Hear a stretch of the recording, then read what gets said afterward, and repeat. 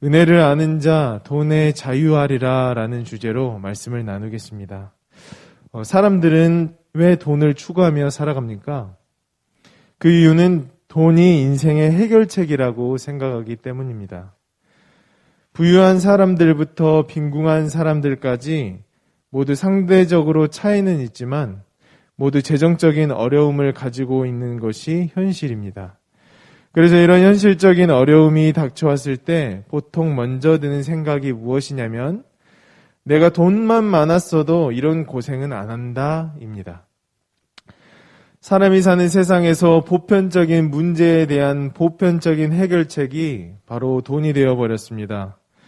그러나 지금의 시대만을 말하는 일은 아닙니다. 인류 역사를 살펴보면 문명이 발달해서 화폐가 존재하기 전부터 이 소유라는 것이 인간이 겪는 어려움을 해결해주는 이 하이패스 카드로 사용되어 온 것이 사실입니다. 돈만 있으면 기다릴 필요도 없는 것이죠. 심지어 돈으로 사람을 사고 파는 충격적인 일이 뉴스에서 종종 보도되곤 합니다. 그런데 이런 세상의 현실 가운데 진짜 문제는 무엇입니까? 바로 그리스도인들 가운데에서도 돈이 인생의 해결책으로 자리 잡는 것입니다. 입술의 고백은 믿음으로, 해결은 돈으로. 교회에도 이런 아이러니가 있습니다. 이와 같은 행동과 생각의 회로에는 왜곡된 신앙이 마음 깊은 곳에 자리 잡고 있습니다. 하나님은 우리의 문제를 해결해 주시기 위해서 복을 주신다. 하나님은 우리의 문제를 해결해 주시기 위해서 복을 주신다. 아주 치명적인 왜곡입니다. 우리의 인생의 문제들을 돈으로 해결하시는 분이 언제부터 하나님이셨습니까? 언제부터 문제보다 더 크신 분이 하나님이 아니시고 돈이 되어버렸을까요? 똑같이 예수를 믿는데 어려움을 겪을 때마다 돈으로 잘 해결해 나가는 모습을 보면 예수 잘 믿어서 복을 많이 받았네 이렇게 말하고, 돈이 없어서 매일 기도하며 끙끙대는 모습을 보면 뭔가 하나님 앞에 죄를 지어서 그래, 믿음이 없어서 복을 못 받았네 이렇게 욥의 친구들과 별반 다를 것 없이 말하고 있습니다. 하나님은 행한 대로 대하시는 분이 아니라는 것을 알기 때문에 마음으로는 갈등하면서도 순간순간 실제로 그런 일을 겪으면 생각과 말은 이런 방식으로 하는 우리의 모습을 봅니다. 이것은 율법주의, 인과응보의 잘못된 신앙으로 우리를 계속해서 이끌려고 하는 사단의 역사 때문입니다. 내 나름대로 율법을 잘 지키면 그렇게 한 것에 대해서 복을 받고, 율법을 지키지 못하면 받지도 못하고 오히려 험하고 고통스러운 일을 겪는다는 것을 진리처럼 받아들이도록 유혹하는 것입니다. 하나님 앞에서 자기가 어떻게 행동하느냐에 따라 복과 저주가 결정된다고 생각하게 합니다. 그래서 망하지 않기 위해서, 다른 사람보다 더 잘 살기 위해서 자기의 잘못된 신앙적 노력으로 많은 복을 받으려고 욕심을 내는 것과 같이 우리의 마음에 탐심으로 가득하게 만드는 것입니다. 여러분, 마음에 탐심이 가득하면 어떻게 됩니까? 이런 원리를 따라서 바리새인들처럼 하나님께 무엇이라도 받기 위해 행동하게 되는 것입니다. 내가 헌금을 많이 하니까 복을 받았다. 내가 기도를 성심성의껏 하니까 기도응답이 왔다. 설령 다른 사람에게 이렇게 말은 하지 않더라도 자신의 마음에 이것이 진리라고 외치면서 말이죠. 그때그때마다 하나님이 하늘에서 내려주시는 신령한 복과 은혜, 그리고 삶의 양식들을 그저 누리지 않고 자신의 탐심을 위해서 신을 주무르는 우상 숭배를 합니다. 이렇게 율법주의와 인과응보의 잘못된 신앙은 탐심으로 이어지고, 그리고 그 탐심은 결국 하나님의 진노를 부르는 우상 숭배로 이어지게 합니다. 골로새서 3장 5절 말씀입니다. 그러므로 땅에 있는 지체를 죽이라. 곧 음란과 부정과 사욕과 악한 정욕과 탐심이니 탐심은 우상 숭배니라. 하지만 여러분, 하나님은 어떤 분이십니까? 하나님은 우리가 행한 대로 대하시는 분이 아니십니다. 욥기 1장 1절 말씀입니다. 우스 땅에 욥이라 불리는 사람이 있었는데 그 사람은 온전하고 정직하여 하나님을 경외하며 악에서 떠난 자더라. 아멘. 하나님께서 인간이 행하는 대로 대하시는 분이시라면 사단이 하나님을 찾아와서 욥을 시험해보라고 아무리 참소하더라도 인생에 한 번 찾아올까 말까 하는 그런 심한 저주들을 욥에게 허락하지 않으셔야 했습니다. 왜냐하면 욥은 하나님의 말씀을 따라 모든 행동에 흠이 없는 사람이었기 때문입니다. 욥기 1장 4절에서 5절 말씀입니다. 그의 아들들이 자기 생일에 각각 자기의 집에서 잔치를 베풀고 그의 누이 3명도 청하여 함께 먹고 마시더라. 그들이 차례대로 잔치를 끝내면 욥이 그들을 불러다가 성결하게 하되 아침에 일어나서 그들의 명수대로 번제를 드렸으니 이는 욥이 말하기를 혹시 내 아들들이 죄를 범하여 마음으로 하나님을 유혹되게 할까 하였을까 함이라. 욥의 행위가 항상 이러하였더라.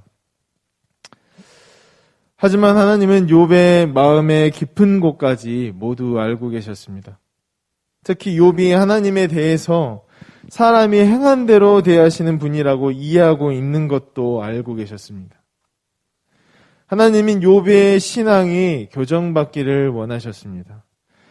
그래서 욥이 하나님을 경외하는 사람이라는 것도 알고 계셨지만 욥의 입장에서 감당하기 어려운 여러 가지 험한 시험들을 허락하셨습니다. 여러분, 하나님은 하나님의 백성들이 이 세상에서 복받고 사는 것보다 하나님 그분이 어떤 분이신지 바르게 아는 것을 더 중요하게 생각하신다는 것을 믿으시기 바랍니다.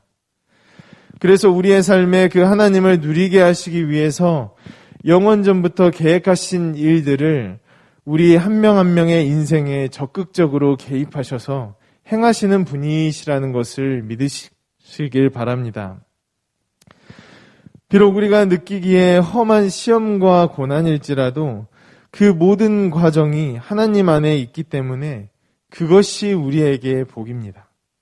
이 복은 결국 우리를 돈이 아니라 하나님을 선택하는 자로, 우상 숭배자가 아니라 신실한 예배자로 세울 것입니다. 하나님이 사람이 행한 대로 대하시지 않는다는 진리를 마태복음에서도 알 수 있습니다. 마태복음 6장 31절부터 32절입니다. 그러므로 염려하여 이르기를 무엇을 먹을까, 무엇을 마실까, 무엇을 입을까 하지 말라. 이는 다 이방인들이 구하는 것이라. 너희 하늘 아버지께서 이 모든 것이 너희에게 있어야 할 줄 아시느니라. 만일 하나님께서 사람이 행한 대로 대하시는 분이라면 우리가 하나님을 믿지 못하고 매일 먹을 걱정, 매일 입을 걱정을 하고 살 때 우리를 어떻게 대하시겠습니까? 마태복음 6장 32절 말씀처럼 하나님께서 우리를 이방인처럼 대하실 것입니다. 하나님과 아무 상관없는 사람들로 대하시고 우리에게 아무것도 공급하지 않으실 것입니다. 하지만 하나님은 자신이 사람을 행한 대로 대하지 않고 은혜로 대하는 자라고 말씀하십니다. 공중의 새, 들의 백합화, 들풀을 먹이시는 하나님을 보면서 우리를 얼마나 더 귀하게 생각하는지 알라고 말씀하십니다. 여러분, 하나님은 우리가 행한 대로 대하시는 분이 아닙니다. 하나님은 우리를 은혜로 대하십니다. 그래서 하나님이 우리에게 요구하시는 것이 바로 이 말씀입니다. 마태복음 6장 33절 말씀입니다. 그런즉 너희는 먼저 그의 나라와 그의 의를 구하라. 그리하면 이 모든 것을 너희에게 더하시리라. 하나님은 재정적인 문제 앞에서 돈을 해결책으로 주시는 분이 아니라 재정적인 문제 앞에서 하나님과 하나님의 나라를 선택하게 하시는 분이십니다. 그 크나큰 차이에서 하나님은 우리의 삶의 아버지의 역할을 충만하게 보여주시고 우리의 삶의 부족함과 결핍을 만족과 감사로 채워주실 것입니다. 우리의 삶에 계속해서 선택의 순간이 옵니다. 내가 돈을 선택할 것인가, 하나님을 선택할 것인가? 탐심을 선택할 것인가, 은혜를 선택할 것인가? 우상숭배를 선택할 것인가, 신실한 예배를 선택할 것인가? 하나님이 은혜로 일하시는 분이시니 우리는 우리의 삶의 자리에서 방관자로 있지 않고 사단의 유혹과 시험에서 늘 분별하는 자가 되기를 원합니다. 또한 먼저 그의 나라와 그의 의를 구하여서 하나님께서 더하시는 모든 것에 능동적이고 적극적인 찬양과 감사로 나아가는 자가 되기를 원합니다. 마지막으로 하나님의 은혜를 알아 돈에 자유한 자가 되기를 원합니다. 우리 모두가 이런 거룩한 삶을 살아내기를 기대하고 소망합니다. 아멘. 이 시간 말씀을 놓고 기도하길 원합니다. 하나님 아버지, 돈이 일만하게 뿌리가 되는 이유는 바로 돈이 때때로 우리로 하여금 우상을 선택하여 하나님을 누리지 못하게 하기 때문입니다. 이 시간 주님께서 누리게 하신 복으로 인해 얻어지는 모든 재정에 늘 깨어서 하나님의 나라와 하나님의 의를 먼저 선택하는 은혜를 허락하여 주옵소서. 하나님의 나라와 의를 구하지 못하는 연약함이 있다면 깨닫게 하시고 진리이신 예수님을 선택하는 은혜를 주옵소서. 그리하여서 주님께서 날마다 공급하시는 전인적인 복을 오늘의 삶, 내일의 삶, 계속되는 삶 가운데 충만하게 누리게 하옵소서라고 기도하면 좋겠습니다. 이어서 교회를 위해서 기도하기를 원합니다. 먼저는 유치부를 위해서 기도하기를 원합니다. 섬기는 윤덕진 전도사님과 교사 순장님들을 위해서 특히 어린 생명들을 하나님의 말씀으로 그리고 사랑으로 양육하며 돌볼 수 있도록 기도해 주시면 좋겠습니다. 또한 담임 목사님을 위해서 기도했으면 좋겠습니다. 담임 목사님의 가정과 건강과 성령 충만을 위해서 기도해 주시고 특별히 성령님의 음성에 민감하여서 항상 주님과 동행하는 삶을 살아갈 수 있도록 기도해 주시면 좋겠습니다. 지지난주부터 주일 오후에 임직자 훈련을 시작했습니다. 계속해서 임직자 훈련에 하나님께서 만져주셔서 성령 충만한 임직자들이 세워질 수 있도록 기도해 주시면 좋겠습니다. 대통령과 나라와 민족을 위해서 그리고 터키에서 선교하시는 임순택 선교사님을 위해서 그리고 화순수립교회 김은실 목사님을 위해서 마지막으로 광신대학교가 개혁주의 신학을 바르게 전파하여서 신실한 목회자들이 양성되는 은혜가 있기를 구하며 나아갔으면 좋겠습니다. 다 함께 이 기도 제목들을 가지고 간절히 기도하며 나아가겠습니다. 하나님 아버지 감사합니다. 돈을 선택하지 아니하고 하나님을 선택하는 은혜가 있게 하여 주옵소서. 늘 분별함으로 깨어서 하나님께서 원하시는 그 길을 가게 하여 주옵소서. 하나님 무엇보다도 주님께서 주시는 그 은혜의 충만함을 누리게 하셔서 하나님 돈이 우리의 탐심을 채우는